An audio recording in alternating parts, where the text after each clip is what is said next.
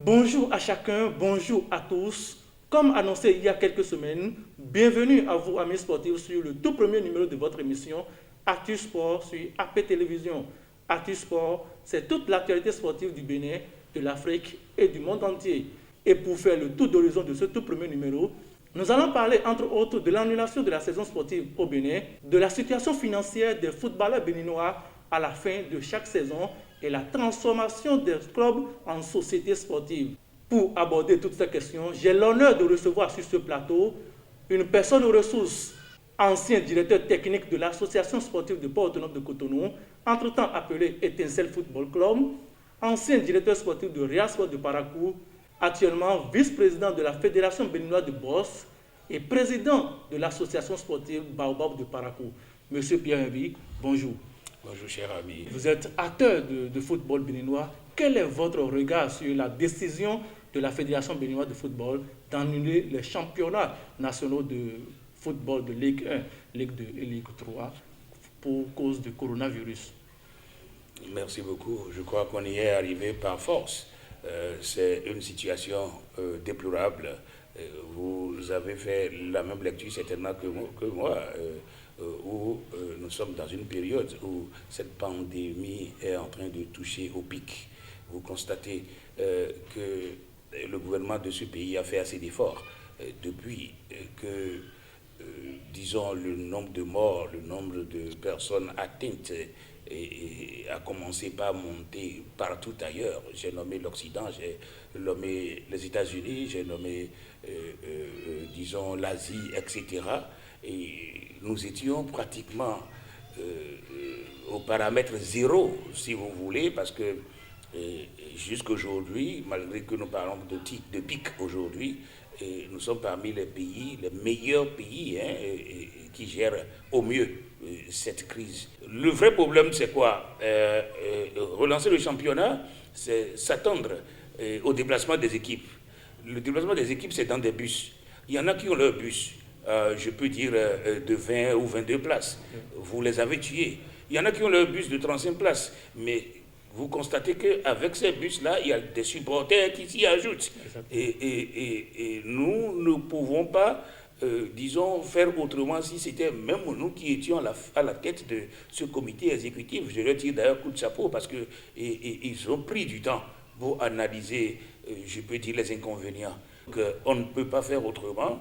Les choses ont été arrêtées de fort belle manière, histoire que nous puissions courir de manière à ce que consciencieusement chacun puisse faire face à ces gestes barrières-là pour que nous jouions chez nous, dans nos localités, dans nos maisons, notre partition, histoire que cette pandémie puisse ralentir. Et le Bénin n'a pas mal choisi, la Fédération n'a pas mal choisi, c'est sauver d'abord la nation. Monsieur Pierre Henry, après avoir exécuté le calendrier sportif à hauteur de 60%, on a connu des clubs qui ont émergé comme Ayema à la tête de la Ligue 1, il y a au niveau de la Ligue 2 des clubs comme Entente de Candy autour.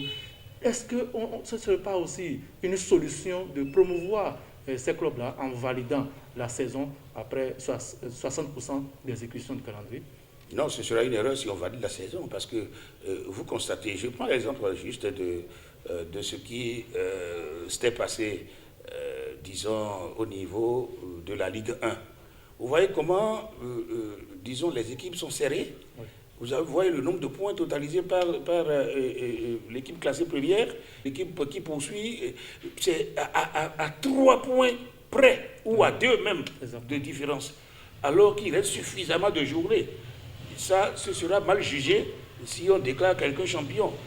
Tout ce que la fédération doit faire désormais, c'est de recevoir les responsables de clubs qui sont, disons, parmi les 5 premiers de chaque championnat, discuter avec eux pour savoir ceux qui sont capables de représenter le Bénin, parce qu'il s'agit aussi du financement. Ce n'est que ce que nous pouvons faire si on ne veut pas tirer au sort parce que choisir un champion ou un vice-champion à l'étape où nous sommes arrivés, c'est jouer au tirage au sort. Ce ne serait pas une bonne chose. Nous ne sommes pas à la loterie. D'ailleurs, la loterie nationale du Bénin n'a aucune équipe dans le championnat. Monsieur Pierre Henry, fin de championnat au Bénin rime avec cessation de paiement de salaire aux joueurs. Quelles conséquences cela peut avoir sur la performance des joueurs dès la reprise d'une nouvelle saison? Moi, j'avais vraiment lutté dans le sens où les joueurs, pour nous, devaient être des employés à part entière, parce que qui joue au football, disons, a choisi de nourrir sa famille à travers le football. Ben, la situation, n'est-ce pas, dans laquelle on les retrouve après, ce n'est pas seulement Covid qui a causé. Vous savez qu'à la fin de chaque championnat, les leaders des équipes raccrochent financièrement parlant. Si la saison dure 6 mois ou 7 mois et que c'est 3 mois après ou 4 mois après qu'on va relancer la nouvelle saison, aucun joueur n'avait jamais été payé, sauf les joueurs des équipes, je peux dire des sociétés comme l'ASPAC. Quand j'étais au niveau de l'ASPAC, je crois qu'on n'avait jamais cessé de payer. Je crois que ce serait, disons, louable que les clubs puissent faire leur budget et puissent être capables, n'est-ce pas, disons, de faire face à toutes les situations, je peux dire, de rémunération. Cette situation que vivent les joueurs à la fin de chaque saison ne dépend pas aussi d'eux ou de leur manager lors de la signature des contrats? D'abord, je ne sais pas s'il y a véritablement de manager de football derrière les joueurs qui jouent dans le championnat béninois. Je ne sais pas, aucun manager ne peut accepter, n'est-ce pas, que son poulet, en quelque sorte, à un moment donné de l'année, soit affamé.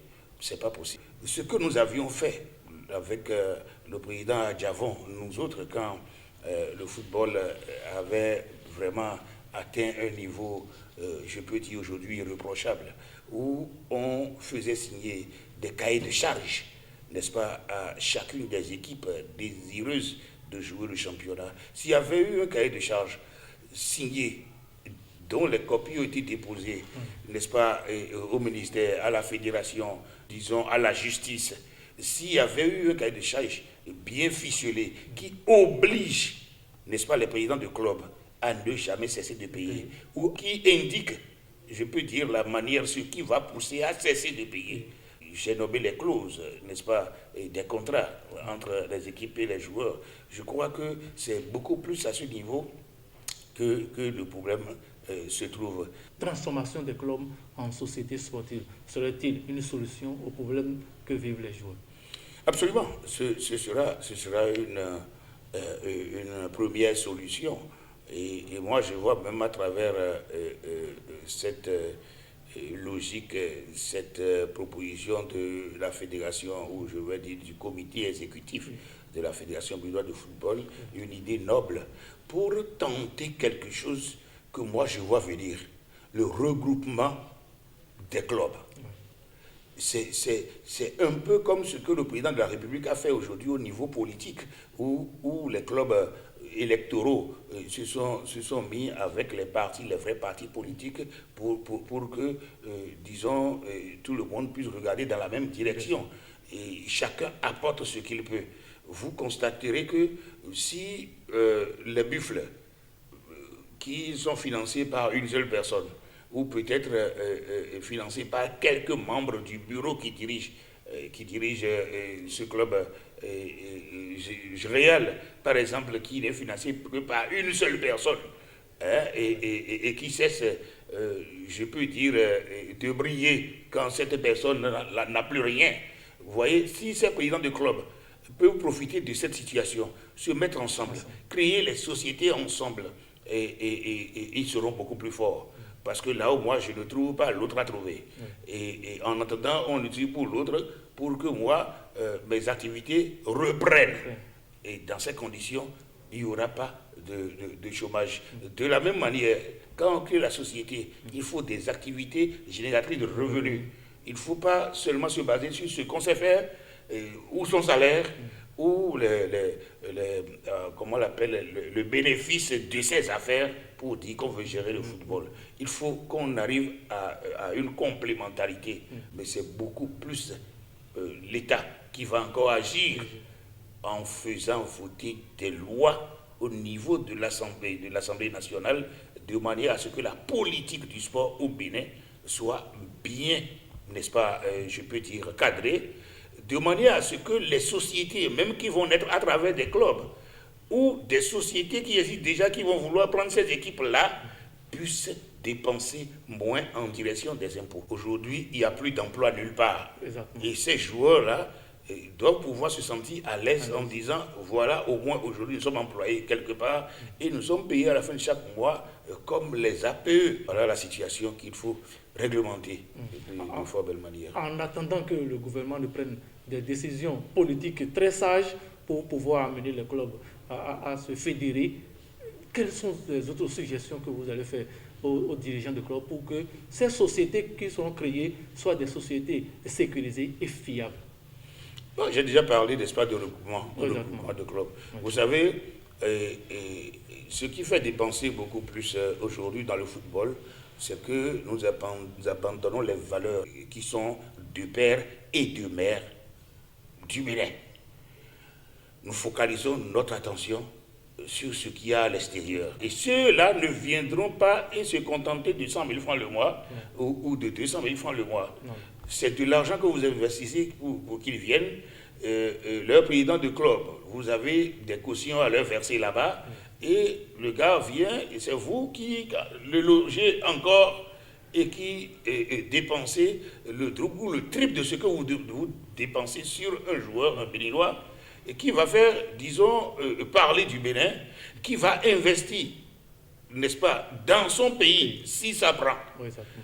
Mais nous avons parlé de fusion des clubs. Vous constatez avec moi que les premières difficultés, si je prends l'ASPAC a des étrangers, a des Ghanéens.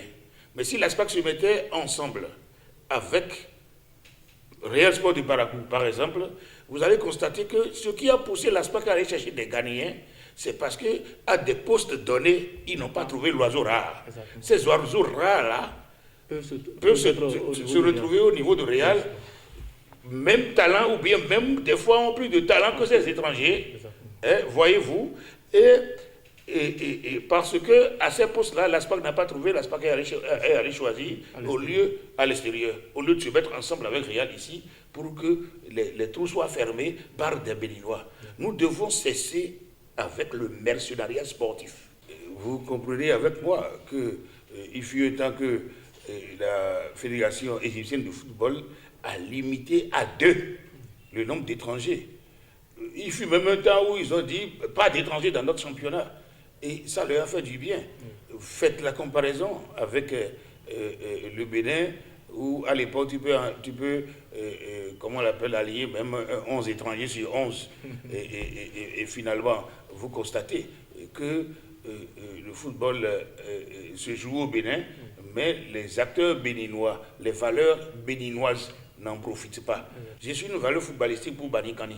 Quand il y aura match et que Banikani va apprendre que je veux jouer ce soir à 16h, Banikani va se déplacer. Exactement. Pendant ce temps, il y en a à Yebouberi, il y en a à Goromonso, il y en a à Albarika. Albarika bouge pour soutenir celui qui est retenu au niveau du etc. C'est ça qui remplissait les stades. Donc les gens venaient au stade pas seulement pour supporter un club, mais pour supporter leurs enfants. Absolument.